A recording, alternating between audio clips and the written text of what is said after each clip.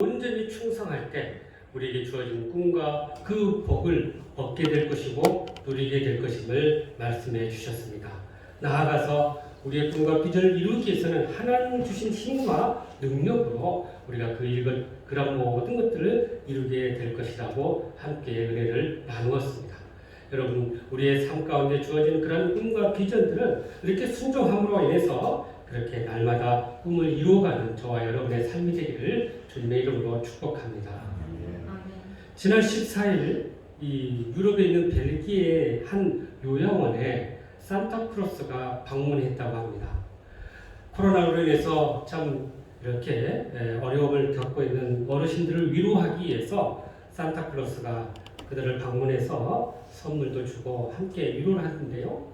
안타깝게도 이 산타크로스가 확진자였기 때문에 그때 이 코로나19 바이러스를 함께 옮기는 그런 일이 생겼다고 합니다.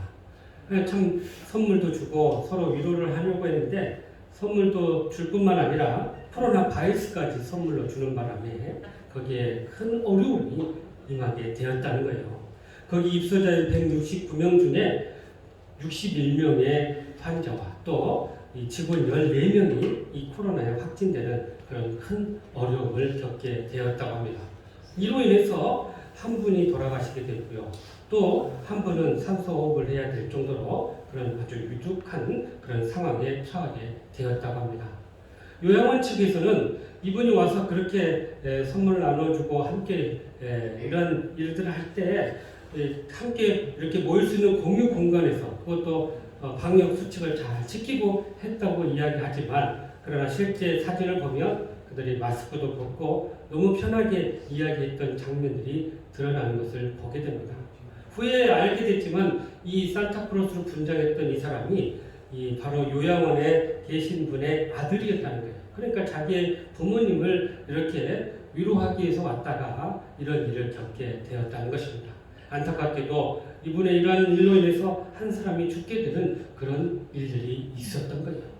여러분, 우리가 살다 보면 이렇게 우리의 뜻과 상관없이 사람의 실수로 인해서 사람의 생명을 빼앗는 일들이 종종 있습니다. 우리가 흔히 뉴스를 통해서 보게 되는데 음주운전을 하고 그렇게 운행을 하다가 사람을 치어 죽이는 일들이 일어나고 있습니다. 그 피해자는 한 사람의 가장이고요. 또 한 사람의 사랑하는 자녀일 수도 있습니다. 그런데 이렇게 우리가 이런 실수로 인해서 남에게 피해를 준다는 것은 이것은 굉장히 좋지 않는 모습이라는 거예요. 가급적이면 우리는 그런 일을 해서는 결코 안 될 것입니다. 오늘 본문은 이스라엘 백성들이 가나안 땅을 정복하고 이제 그 분배된 땅 이후의 삶이 어땠는가를 우리에게 보여주고 있습니다. 여호수아 13장과 19장까지는 그 분배된 땅의 지역들을 쭉 나열하고 있습니다. 그리고 그 땅을 분배한 후에 우리가 대한 이 20장에 보면 갑자기 이 도피성 이야기가 나오고 있습니다. 사람을 부지중에 실수로 죽였을 때 이 도피성으로 피할 경우에 그들이 살게 되었는데요. 이 도피성은 이 요단 서편의 3곳, 요단 동편의 3곳에서 총 6곳에 이 도피성을 두어서 사람이 피할 수 있는 길을 열어 두었던 것입니다. 여러분, 하나님께서 우리 거룩한 백성들에게 가장 싫어하는 것 2개가 있는데요. 그 2가지 중에 하나는 첫 번째가 이 하나님 앞에서 우상 숭배하는 것입니다. 이것은 하나님께서 매우 싫어하는 행동이에요. 우리가 하나님을 섬기면서 다른 우상을 섬기고 다른 신을 섬긴다는 것은 이 하나님 앞에서 배신 행위와 같다는 것입니다. 이러할 때 하나님께서는 질투하시는 하나님이심을 우리에게 말씀해 주고 있습니다. 또한 하나님께서 가장 싫어하는 것 중에 하나가 이 사람의 생명을 해하는 살인 행위라는 것입니다. 생명을 하나님께서 주관하시는 것이기 때문에 함부로 우리가 그것을 해하거나 취할 수 없다라는 것입니다. 자신의 생명은 물론이고 다른 사람의 생명을 해하는 것은 결코 거룩한 백성으로 해서는 안 될 행위라는 사실입니다. 그런데 문제는 고의적으로 또는 악의적인 계획이 있어서 사람을 살해하는 것이 아니라 실수로 어쩌다가 이렇게 사람을 죽이는 경우가 있다는 거예요. 그럴 때 하나님께서는 그들을 보호하기 위해서 바로 이 도피성을 만들어서 그곳으로 피하게 하셨던 것입니다. 그러므로 우리가 실수로 인해서 문제와 어려움을 경험하고 또 그것들을 맞이할 때 우리가 어떻게 해야 할 것인지 오늘도 주시는 말씀을 통해 주님의 음성을 듣고 우리 주님의 방법으로 그 문제를 해결하고 승리하는 저와 여러분의 삶이 되시기를 주님의 이름으로 축복합니다. 우리 먼저 2절에서 3절 말씀 같이 읽어보죠. 시작. 이스라엘 자손에게 말하여 이르기를 내가 모세를 통하여 너희에게 말한 도피성을 너희를 중에 실수와 사람을 죽인 자를 그리고 도망하게 하라. 이런 너희를 위해 피해 보복자를 피할 것입니다. 여기 도피성이라는 단어가 나오는데요. 이 원래 어원을 보니까 끌어들이는 성 이런 의미를 가지고 있습니다.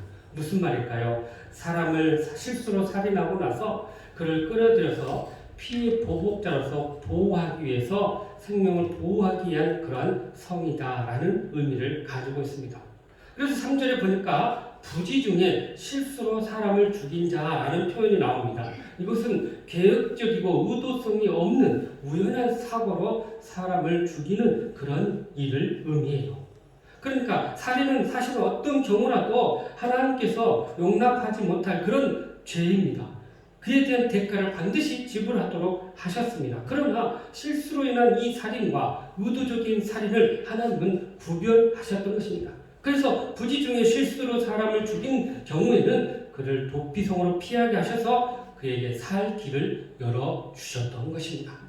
원래 하나님께서는요, 우리 인간과 땅을 함께하는 운명 공동체로 만드셨습니다. 그래서 창조 시에 인간이 선악과를 먹고 범죄했을 때 땅이 함께 저주를 받았다라고 이야기를 하고 있습니다. 그러니까 인간이 범죄함으로 땅이 저주를 받아서 땅에 가시와 엉겅퀴를 냈다라고 이야기하고 있습니다. 또 가인이 그의 동생 아벨을 죽였을 때 그 피가 땅에 흐름으로 인해서 가인이 사는 그 땅이 저주를 받게 되었던 것입니다. 하나님께서 이스라엘 백성들을 가나안 땅으로 인도하시고 그곳을 거룩한 땅이라고 말씀해 주셨습니다. 이 말씀은 이스라엘이 거룩한 백성으로서 그 거룩한 땅에서 임할 때 결코 죄를 지어서는 안 될 것임을 말씀해 주고 있는 것입니다. 그래서 여러분, 이 가나안 땅을 정복하고 분배한 후에 제일 먼저 이 도피성 제도를 말씀하신 이유가 바로 여기 있었던 거예요.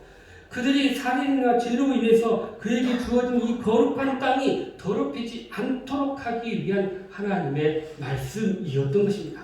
특히 하나님이 주관하시는 이 생명을 해하고 땅에 피를 흘리게 할 때 그 땅이 동시에 저주를 받게 될 것임을 경고하고 있는 것입니다.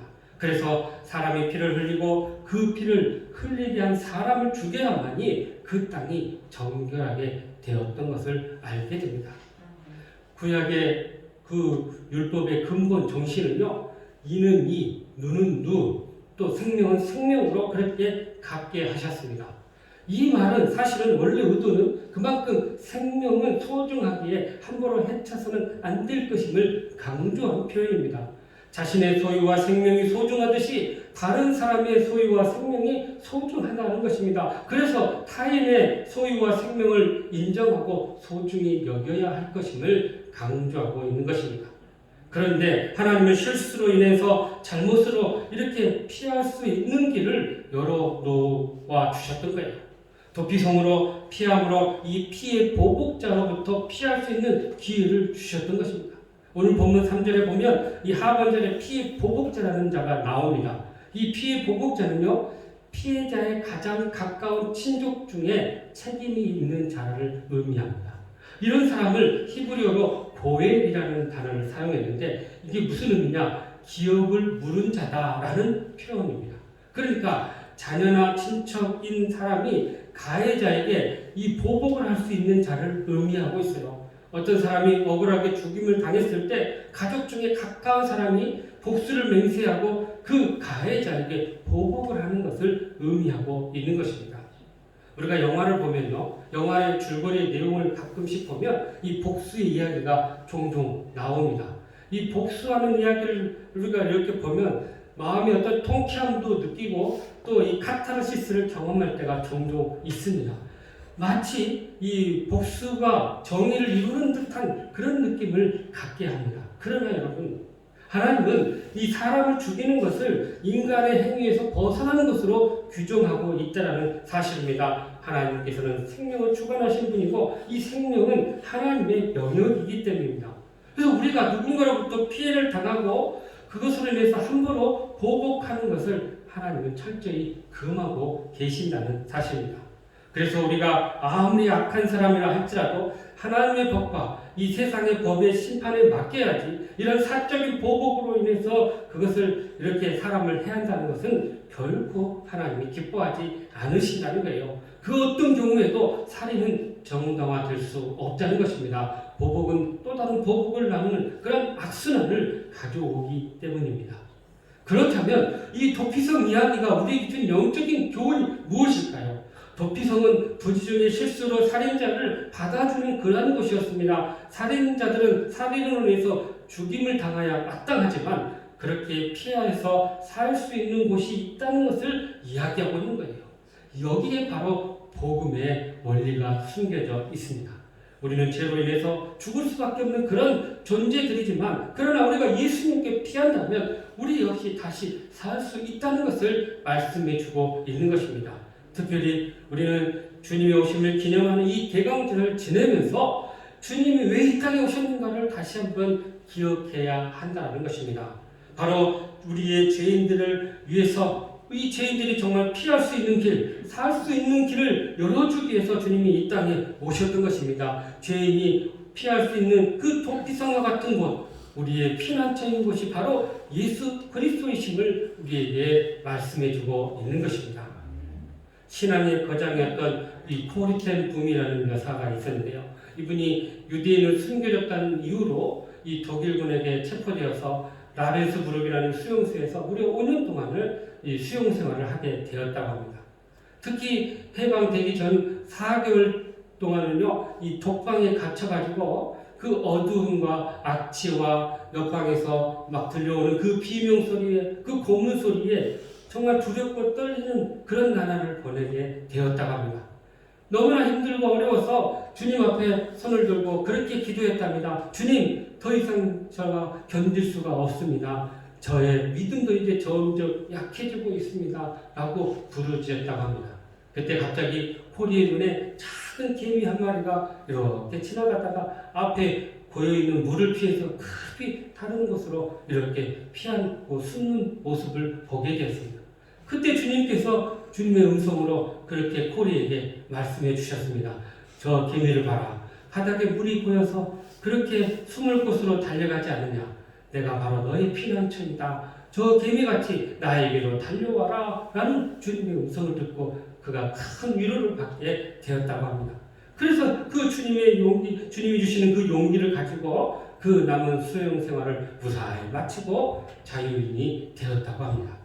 그렇습니다, 여러분. 주님은 우리의 피난처이십니다. 우리의 모든 것들을 아시고 우리의 작은 그 신음과 고통에도 귀를 기울여 주시고 응답해 주시고 우리의 모든 것들을 품어 안아주신 그런 분이시라는 거예요. 그래서 우리의 삶의 어떤 자리에 있든지 피난처 되신 주님을 우리가 신뢰하고 그 주님 옆에 나아갈 때 우리에게 진정한 평안과 기쁨이 있게 된다는 사실입니다. 그래서 시편 46편 1절에 우리에게 이렇게 말씀하십니다. 시작. 하나님은 우리의 피난처시요 힘이시니 환난 중에 만날 큰 도움이시라. 아멘. 그러므로 우리의 삶에 환난을 당하고 어려움을 당할 때 주님께 나아갈 수 있기를 간절히 바랍니다. 그분이 바로 우리의 진정한 피난처이고 안식처임을 여러분 꼭 기억할 수 있기를 간절히 바랍니다.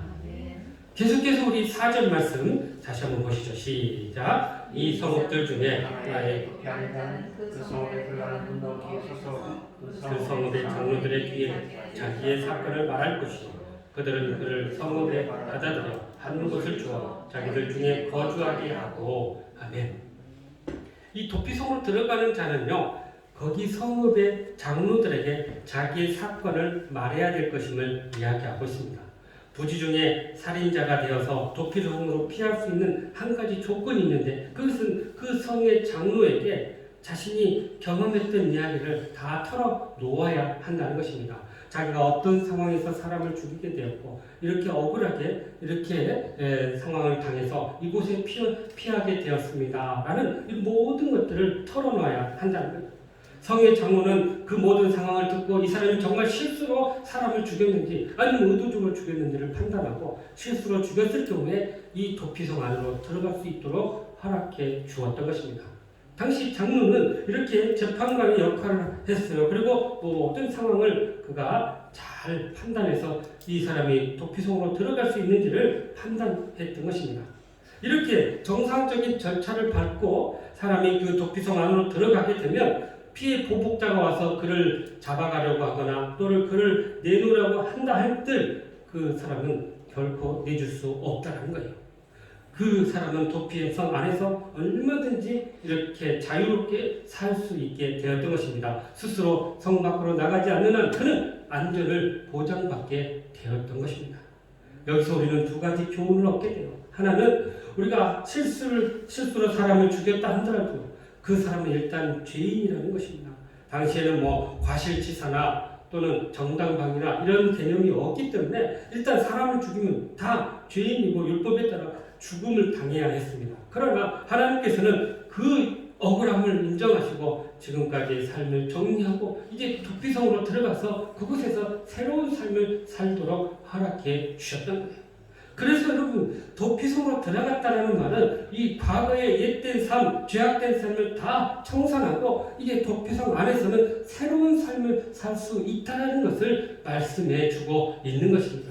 그래서 이것은 우리 현재 그리스도인의 삶의 원리가 그대로 담겨져 있음을 알게 돼요.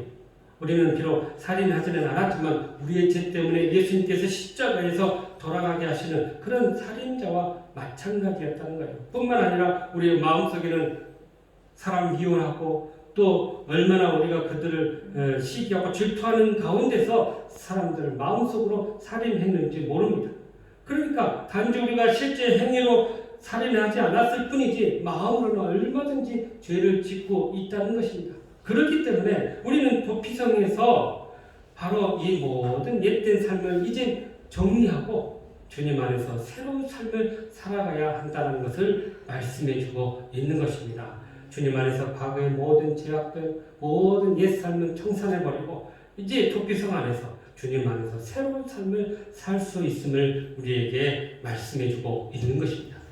또한 도피성이 주는 두 번째 교훈이 있어요. 이것은 이 성에 들어가기 위해서 장로에게 모든 상황과 잘못을 털어놓고 고백했던 것처럼 우리가 주님 앞에 나가서 우리의 모든 죄악된 것들을 고백하고 회개하는 그런 원리가 담겨져 있다는 것입니다. 그러한 회개의 고백이 있을 때 우리는 죄사함을 얻게 될 것이고 비로소 새로운 삶을 살아가게 된다는 것입니다. 뿐만 아니라 우리가 이 세상에 살아가면서 많은 오해와 또 누명을 겪게 되고 또 사람들로 인해서 상처와 고통을 겪게 될 때가 많습니다.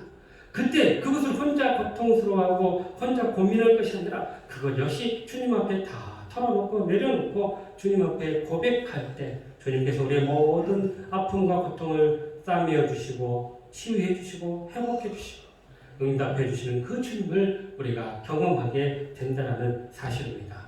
이처럼 도피성은 사회에 속한 자들 또 특히 이렇게 억울한 사람들 또 약자나 공경에 처한 자들을 위한 보호하기 위한 이런 법적인 장소였다는 것입니다.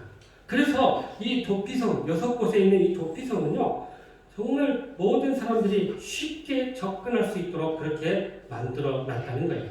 도피성은 지역의 한 중앙에 세워놨습니다. 그래서 어느 곳이든지 빨리 그곳으로 피할 수 있도록 길을 만들어 놓았다는 거예요. 도피성은 또한 높은 곳에 세워놨습니다. 그래서 언제든지 그것을 보고 달려갈 수 있도록 해 놓았다는 거예요. 유대인 전승에 의하면요, 이 도피성을 가는 길을 무려 14m나 되는 대로로 만들어 놨다고 합니다. 그 당시에 이 14m나 되는 큰 길을 만들기 쉽지 않은데 그만큼 그렇게 넓은 길을 만들어 놓고 도피성으로 쉽게 피하고 쉽게 접근할 수 있도록 이 길을 만들어 놨다는 거예요. 그리고 그곳에 표지판을 두어서 어느 사람들이 누구나 볼 수 있고 가까이 그것을 피할 수 있도록 그렇게 그 모든 여건을 만들어 놓았다는 것입니다. 여러분, 이것은 예수님의 구원의 원리도 이 안에 동일하게 들어있어요. 어느 곳에 있든지 무엇을 하든지 정말 주님만 바라보고 주님 앞에 나오는 모든 자들에게는 구원을 쉽게 이룰 수 있고 또 뿐만 아니라 그 구원의 기쁨을 함께 나눌 수 있음을 우리에게 말씀해 주고 있는 것입니다. 현대 사람들은 너무나 힘들고 지쳐있는 모습을 보게 돼요. 그러다 보니까 삶의 의미와 가치를 잃어버리고 살아갈 때가 얼마나 많은지 모릅니다. 그래서 삶의 번민과 갈증을 느끼며 이렇게 방황하는 자들이 너무나도 많습니다. 그래서 사막의 오아시스 같은 영적인 피난처를 찾는 자들이 있습니다. 그러나 이 땅에는 이 인생의 어려운 문제들을 해결해 줄 도피성과 같은 곳이 없다는 거예요. 그런데 성경은 우리 인생의 삶의 의미를 부여하고 인생의 답을 가르쳐주고 참된 안식과 쉼이 있는 이 도피성이 있다고 말씀해주고 있습니다. 그것이 바로 마태복음 11장 28절 29절에 말씀해주고 있습니다. 시작. 수고하고 무거운 짐진 자들아 다 내게로 오라. 내가 너희를 쉬게 하리라. 나는 마음이 온유하고 겸손하니 나의 멍에를 메고 내게 배우라. 그리하면 너희 마음이 쉼을 얻으리라. 아멘. 바로 우리의 영적인 피난처가 예수 그리스도이심을 말씀하고 있습니다. 예수 그리스도야말로 진정한 우리의 피난처이고 우리 인생들에게 참된 쉼과 안식을 주시는 분이심을 말씀해주고 있는 것입니다.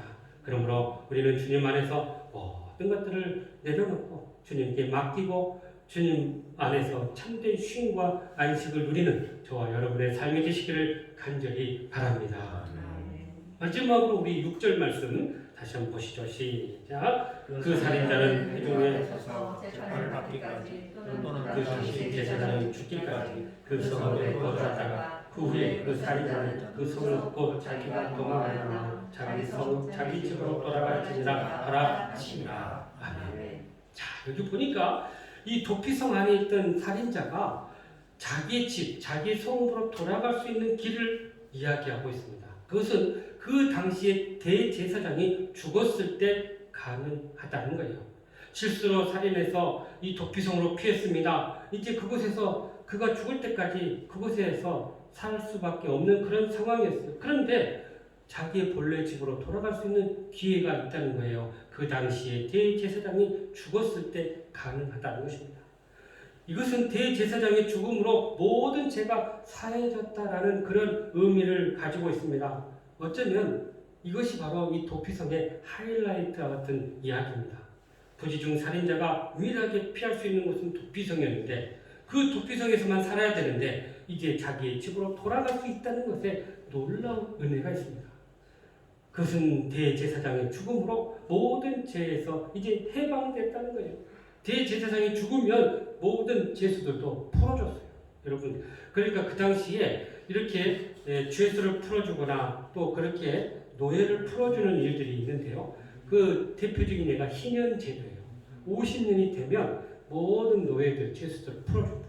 그런데 그 외에 또 한 번의 기회가 있는데 바로 그 당시에 대제사장이 죽었을 때 이렇게 모든 죄수들을 풀어주는 그런 일들이 있었던 것입니다. 대제사장은요, 하나님과 백성 사이에 중보하는 중보자입니다. 그의 죽음은 이제 중보 사역이 완성됐다라는 의미를 가지고 있습니다. 대제사장의 죽음은 도피성에 살던 죄인들을 이제 죄로부터 사함을 받고 자유인이 되었다라는 것을 의미합니다. 이제 더 이상 도피성에 머물 이유가 없게 된 것입니다. 하나님께서는요, 이 살인자의 생명과 대제사장의 생명을 일치시켰기 때문입니다. 살인자의 생명은 대제사장의 생명과 같은 것이기 때문에 대제사장의 죽음은 곧 살인자의 죽음이었고 대제사장의 죽음으로 인해서 이제 그의 죄가 속하여졌다라는 의미를 가지고 있는 거예요. 여기에 바로 이 대제사장의 죽음이 곧 예수 그리스도의 죽음이라는 것을 우리는 이해해야 한다는 것입니다.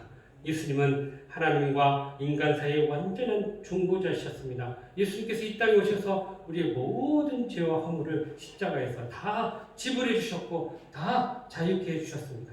그래서 로마서 8장 1절에 보니까 이렇게 우리에게 말씀하시네요. 시작. 그러므로 이제 그리스도 예수 안에 있는 자에게 결코 정죄함이 없나니. 아멘.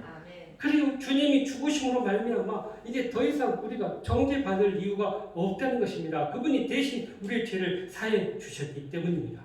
그러므로 이 도피성 제도는요, 한마디로 예수 그리스도의 삶과 사역을 그대로 나타나는 그러한 예표하는 그런 모습이라는 거죠.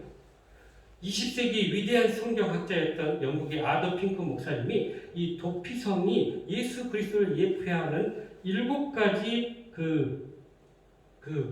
이야기를 설명을 해줬어요. 첫째, 그리스도는 하나님께서 세우신 구원자임 같이 도피성 또한 하나님께서 지정하신 도성이다라고 이야기하고 있고요. 둘째는 그리스도께서 유일한 구세주임 같이 도피성 또한 살인자에게 유일하게 피난처가 된다라고 이야기합니다. 셋째, 그리스도께서 십자가에 높이 들린 같이 도피성도 누구라도 볼 수 있는 높은 곳에 위치해 있다라고 이야기하고 있고요. 넷째, 그리스도의 복음은 누구나 이해할 수 있고 단순하고 또 분명한 진리인 것 같이 도피성은 누구나 쉽게 찾을 수 있고 얻을 수 있는 곳에 있다라고 이야기하고 있습니다. 여섯 번째, 그리스도의 복음은 유대인이나 이방이나 차별이 없는 것처럼 도피성 안에는 누구나도 차별이 없는 곳이다라고 이야기하고 있습니다. 일곱 번째는 그리스도의 죽음이 성도들의 죄와 사망에서 풀어준 같이 도피성 안에 살던 사람도 대제사장의 죽음으로 인해서 이제 자유함을 얻게 되었다라고 이야기하고 있습니다. 그러니 이 도피성이야말로 하나님께서 주고 마땅한 우리 모든 죄인들에게 그야말로 유일하게 살 수 있는 길을 열어놓은 그러한 장소라는 것입니다.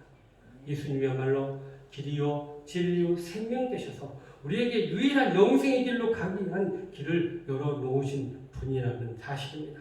우리는 진정 그 예수님을 통해서 참된 자유와 안식을 얻게 된다는 것입니다. 여러분, 도피성이 상징하는 것은 이렇게 예수님의 삶과 사역을 이야기하지만 동시에 또 하나 도피성이 상징하는 게 하나 더 있습니다. 그것은 모든 죄인이 피할 수 있는 것. 오늘날로 말하면 바로 주님의 몸된 교회라는 사실입니다. 도피성은 교회의 모습을 그대로 담고 있습니다. 교회는 언제든지 죄인들이 가까이 올 수 있도록 그 문을 열어놨습니다. 그래서 무거운 인생의 짐을 진 자들, 또 죄에 빠져있는 자들이 그 교회에 와서 그곳에서 치유와 회복을 경험하는 그러한 곳이라는 거예요. 그래서 우리는 교회를 통해서 주님을 만나게 되죠. 또 주님을 통해서 우리는 참된 안식과 기쁨을 누리게 된다는 사실입니다.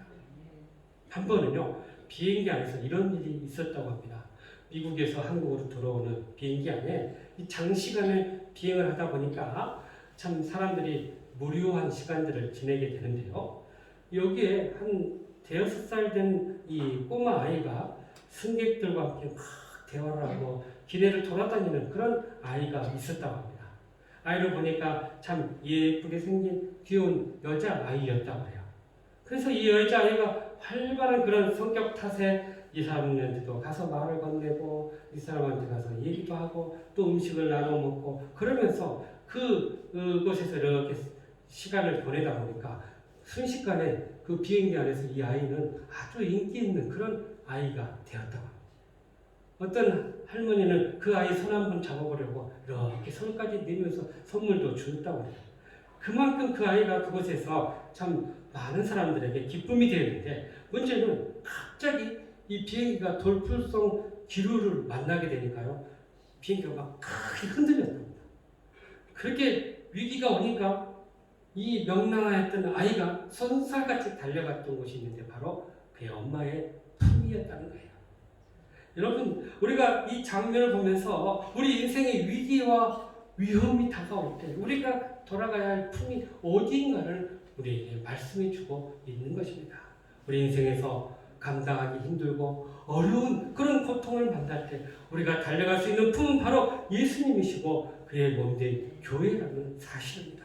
그것이 바로 우리의 도피처이고 우리의 피난처라는 사실입니다. 그곳에 있을 때 우리는 참된 안식과 쉼을 누리게 될 줄로 믿습니다. 사랑하는 성도 여러분, 이 성탄절을 맞이하고 앞두고 있는데 우리가 하나님께서 세우신 이 도피성 제도를 통해서 중보자 되신 예수님의 삶과 사역을 다시 한번 돌아보게 됩니다. 뿐만 아니라 이 세상 가운데 있는 우리 교회의 존재가 무엇인가를 다시 한번 기억하게 됩니다. 우리 인생의 위기와 어려움이 올 때 우리가 어떻게 해야 할까요? 오늘 주신 말씀처럼 우리의 삶에 환난을 당하고 어려움을 당할 때 우리는 주님 앞에 달려갈 수 있기를 간절히 바랍니다. 또한 주님 안에서 모든 것들을 내려놓고 맡기고 털어놓고 그렇게 주님 앞에 우리의 모든 것을 드릴 그곳에서 참된 안식과 쉼을 경험할 수 있기를 간절히 바랍니다. 나아가서 우리의 완전한 중보자 되신 그 예수님의 죽음으로 말미암아 우리는 진정한 자유와 기쁨을 누리게 됐다는 이 사실을 기억하고 그 자유와 기쁨을 누리며 그 자유를 증거할 수 있기를 간절히 바랍니다. 그래서 이 성탄의 계절에 주님이 주시는 이 위로와 기쁨과 안식이 저와 여러분 가운데 가득하기를 주님의 이름으로 축복합니다. 아멘. 기도하시겠습니다.